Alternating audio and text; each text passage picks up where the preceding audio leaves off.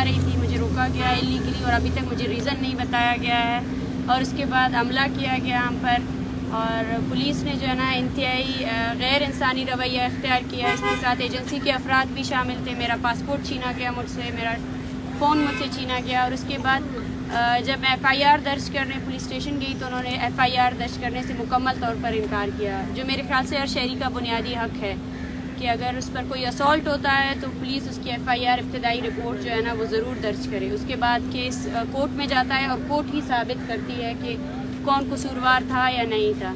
تو افسوس کے ساتھ یہ کہنا پڑ رہا ہے کہ اس ملک میں جو ابتدائی رپورٹ ہے اس کو بھی جمع کرنے کا اختیار بلوچوں کو نہیں ہے. مسنگ پرسن ایشو سے لے کر ایک عام جو ایشوز ہوتے ہیں ان میں بھی ایف آئی آر نہیں درج کی جاتی ہے. کن کے کہنے پر درج نہیں کی جا رہی ہے وہ بھی ہم سب کو پتہ ہے.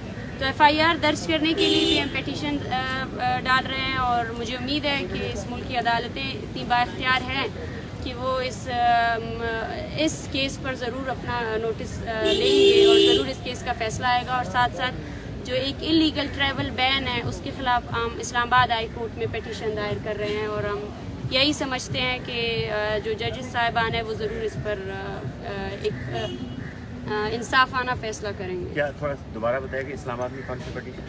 اسلام آباد میں جو انلیگل ٹریول بین لگایا گیا تھا مجھ پر 7 اکتوبر کو، اس کے خلاف ہم پیٹیشن دائر کریں. اچھا، یہاں جو ہے وہ کیا ہے؟ آپ یہاں آئیڈینٹیفیکیشن کے لیے آئے ہیں؟ یہاں کیا ہے؟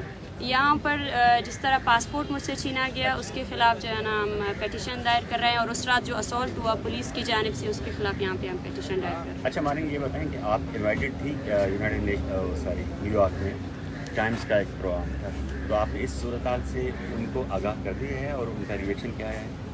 کہ ان کا ریئیکشن تو آپ ان کے آرٹیکل میں دیکھ سکتے ہیں کہ ایک انتہائی انہوں نے ریئیکشن بھی دیا ہے کہ، اور انہوں نے افسوس کی بات یہ ہے کہ انہوں نے سندھ حکومت اور سے رابطہ بھی کیا ہے، اور انہوں نے سندھ حکومت نے باقاعدہ طور پر یہ کہا ہے کہ ہمیں علم ہی نہیں ہے کہ ڈاکٹر مارنگ کو روکا گیا ہے. تو یہ وہ بیانات ہے جو مطلب ان کی اللیجٹمیسی کو بالکل ظاہر کرتے ہیں کہ اس وقت پورا ملک یا سب کو پتہ تھا کہ کس طرح مجھے سفر کرنے سے روکا گیا. اور اس طرح کے بیانات سے میرے خیال سے سندھ حکومت خود جو پولیس انوالو تھی وہ سندھ گورنمنٹ کی تھی. اگر ایف آئی اے ایئرپورٹ کے اندر جو کچھ ہوا اس پر اگر آپ لا علمی کا اظہار کرتے ہیں کہ اس میں فیڈرل گورنمنٹ انوالو ہے، تو ایئرپورٹ کے باہر جو ہوا اس میں سندھ گورنمنٹ انوالو تھی، کیونکہ پولیس سندھ گورنمنٹ کے انڈر آتی ہے.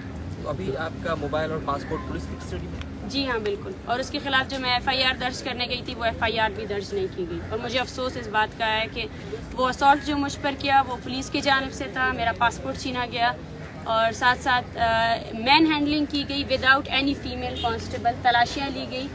تو اس کے خلاف بھی ابھی تک ہم جب ایف آئی آر درج کرنے گئے تو ایف آئی آر بھی ایکسیپٹ نہیں کیا گیا. اور اس ایکٹ سے یہ اپنے آپ کو ایکسپوز کر رہے ہیں، جتنا بھی ہر چیز سے اپنے آپ کو ایکسپوز کر رہے ہیں، اور میں سمجھتی ہوں کہ اس طرح کی چیزوں سے ہم رکنے والے نہیں ہیں. اور اس کے ساتھ ساتھ پاکستان کی عدلیہ سے بھی ہم یہی ریکویسٹ کرتے ہیں کہ اس غیر آئینی اور جو غیر انسانی حقوق کے اس کے خلاف ضرور وہ فیصلہ لیں.